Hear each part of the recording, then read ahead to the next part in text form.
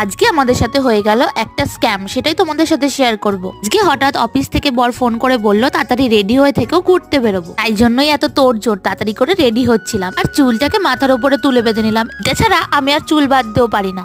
আজকে আমরা গেছিলাম বিনোদিনী পার্কে, সেখানে গিয়ে তো দীপ্তবাবু বিশাল খুশি আর বাবাকে বলছে যে কিভাবে এগুলোকে চড়তে হয়, মানে ভাবতে পারছো ও আমাদের শিখিয়ে দিচ্ছে।